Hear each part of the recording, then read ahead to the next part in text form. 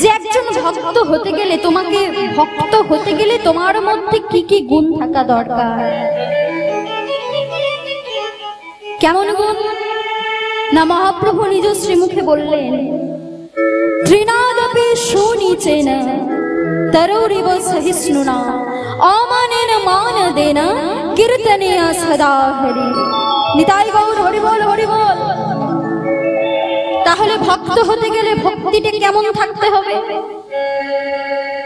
বলছে ত্রিনাদপি সুনিচেন। তৃণ শব্দের অর্থ কি মা? ঘাস। ঘাসের ভাবটি কেমন? ও মা, ঘাসের ওপর দিয়ে যখন আমরা পেরিয়ে যাই আমাদের পায়ে কি আঘাত লাগে? লাগে না। তাহলে ঘাসের ওপর দিয়ে যখন আমরা পেরিয়ে যাই, সেই ঘাস কিন্তু আমাদের ভরটা সহ্য করে, সহ্য করে কিছুক্ষণের জন্য নুইয়ে যায়, তাই না মা? কিন্তু কিছুক্ষণ পরে আবার সোজা হয়ে দাঁড়িয়ে যায়। তদ্রূপ তোমার ভাবটি হতে হবে ঠিক সেই রকম, ঘাসের মতো নতমস্তক হও। ঘাসের ওপর দিয়ে পেরিয়ে চলে গেলে ঘাস যেমন কোনো প্রতিবাদ করে না, ঠিক পর মুহূর্তে আবার মাথা তুলে দাঁড়ায়, তোমার ভাবটিও ঠিক সেই রকম হতে হবে। তারপরে কি বলছে? তরুরিব সহিষ্ণুনা। তরু শব্দের অর্থ কি বাবা? গাছ। এই যে বড় বড় বৃক্ষ কত ঝড় ঝাপটা সহ্য করে দাঁড়িয়ে আছে মা, সেই গাছের ডাল আমরা কেটে ফেলছি, সেই গাছের ফল আমরা ছিঁড়ে নিচ্ছি, গাছের পাতাগুলো ছিঁড়ে দিচ্ছি, কিন্তু গাছ কি কোনো প্রতিবাদ করে? গাছ কিন্তু কোনো প্রতিবাদ করে না। তাহলে গাছের সহ্য শক্তিটা চিন্তা করো। বড় বড় বৃক্ষ এত ঝড় ঝাপটা সহ্য করে দাঁড়িয়ে আছে, তোমার ভাবটিও হতে হবে ঠিক সেই রকম। তরুরিব সহিষ্ণুনা। গাছের মতো সহিষ্ণু সহ্য শক্তি তোমার মধ্যে থাকতে হবে। আর কি বলছে?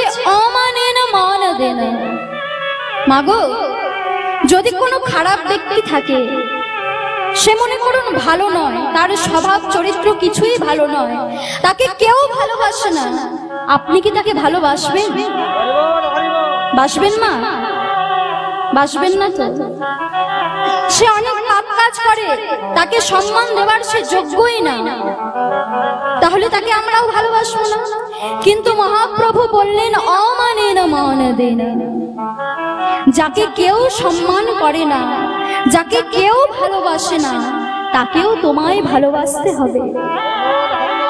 যেমন মহাপ্রভু কোনো বাজ বিচারে না করে, কিবা চণ্ডাল কিবা মুচি, তিনি সবাইকে তাদেরকে জড়িয়ে ধরে তাদের চরণ ধরে নাম বিতরণ করেছে। তবেই তো তিনি মহাপ্রভু, তিনি তো এই কলির গোড়া। তাহলে মা, তোমার ভাবটিও ঠিক সেই রকম হতে হবে। যাকে কেউ সম্মান দেয় না, তাকেও তোমায় সম্মান দিতে হবে। তাহলে এই ভাবগুলো যদি তোমার মধ্যে থাকে, কীর্তনিয়া সদা হরি, তবেই তো তুমি এই হরি কীর্তনের অধিকারী, তবেই তো তুমি এই হরি সংকীর্তনের একজন ভক্ত হতে পারবে। তাই সবাই মিলে বলো, প্রেমানন্দে নিতাই গৌর হরি বল, হরি বল, হরি বল। শাস্ত্রে আর কি বলা হলো? একজন ভক্তের মধ্যে ভক্তি কত প্রকারের থাকে জানেন? শাস্ত্রে বলা আছে নববেধা ভক্তি, অর্থাৎ 9 রকমের ভক্তির কথা আমরা শাস্ত্রে পড়েছি। সেই 9টি ভক্তি কি কি? শ্রবণম, কীর্তনম, বিষ্ণু শরণম, পাদ সেবনম, অর্চনম, দাস্যম, বন্দনম, সখ্য, আত্মনিবেদনম। হয়েছে মা? 9টা হয়েছে। শ্রবণম, তোমাকে শুনতে হবে, তোমাকে শুনতে হবে, মধুর শ্রোতা হতে হবে। আমরা কেমন শ্রোতা জানেন? মনে করুন কীর্তন শুনছি, শুনতে শুনতে পাশের জন কি গল্প করছে সেইটার দিকে আমাদের কানটা আছে, চোখটা আছে কীর্তনিয়ার দিকে, কিন্তু পাশের জন কি বলছে সেইটার দিকে আমাদের কান আছে। কিংবা এই রাস্তা দিয়ে কে পেরিয়ে যাচ্ছে, এদিকে কে পেরিয়ে যাচ্ছে, এই সব দিকে আমাদের মনটা চলে যায়। কেন চলে যায় সেটা পরে বলছি, তারও কারণ আছে।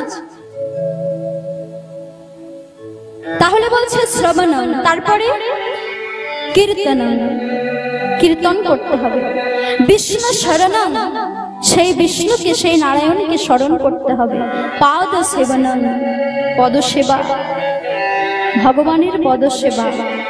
অর্চনা, পূজা অর্চনা করতে হবে। বন্দনা, ভগবানের বন্দনা করতে হবে।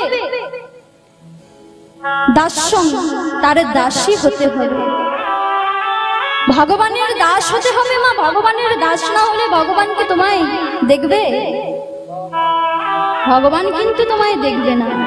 কারণ শ্রীমদ্ ভাগবত গীতায় ভগবান নিজ বলেন যে তোমরা আমাকে পূজা অর্চনা করো, আমাকে ভজনা করো,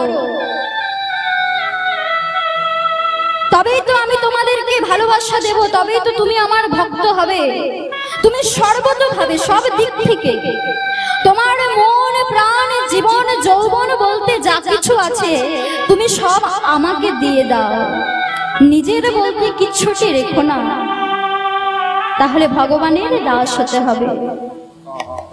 সখ্য, ভগবানের সখা হতে হবে। মা, ভগবানের প্রিয় সখাটির নাম কে জানেন? ভগবানের সব থেকে প্রিয় সখা না বাবা, মহাভারতের অর্জুন। শ্রীমদ্ ভাগবত গীতার যে জ্ঞান দিয়েছিলেন, কাকে দিয়েছিলেন? অর্জুনকে। অর্জুনের মতো সখা হতে হবে। আর কি করতে হবে? আত্মনিবেদন। ওই যে বললাম, তোমার নিজের বলতে যা আছে, মন প্রাণ জীবন যৌবন ধন সম্পত্তি যা কিছু আছে, ওইগুলো আমার বলা চলবে না। যদি তোমায় জিজ্ঞেস করে যে এই হাতটা কার, আপনি কি বলবেন? আমার। এই পা দুটো কার? আমরা বলবো আমার। এই চোখ দুটো কার? আমার। তাহলে সবই যদি আমার হলো, এই আমিটা কার? আমি কার? ভগবান কৃপা করে দুটো হাত দিয়েছে বলেই তো এই হাতের সাহায্যে আমরা কর্ম করে খাই। কি মা, কতজনের তো পা নেই। ভগবানকে একটু ডাকুন, ভগবানকে ভালোবাসুন। কতজনের পা নেই, ভগবান আপনাকে পা দিয়েছে ভগবানের মন্দিরে যাওয়ার জন্য, কোনো খারাপ জায়গায় যাওয়ার জন্য নয়। ভগবান আপনাকে চোখ দিয়েছে, নয়ন দিয়েছে, সেই নয়নে দৃষ্টি শক্তি দিয়েছে ভগবানের শ্রী বিগ্রহ দর্শন করার জন্য, কোনো খারাপ কিছু দেখার জন্য নয়। ভগবান আপনাকে হাত দিয়েছে, সেই হাত দিয়ে তো আপনি কর্ম করে খাবেনই, কিন্তু দিনার্থে তার একবারও তো তার সেবা করবেন। তাহলে নিজেকে একদম ভগবানের প্রতি নিবেদন করতে হবে। এই হলো নববেধা ভক্তি। নিতাই গৌর হরি বল, হরি বল, হরি বল। কিন্তু মাগো, এই যে এত প্রকারের ভক্তি শুনলাম, এইগুলোর মধ্যে একটাও আমাদের মনের মধ্যে জাগে না। আমরা ভগবানকে ঠিকভাবে ভালোবাসতে পারি না। কেন জানেন? কারণ ভক্তির জগতে 5টি কাঁটা রয়েছে।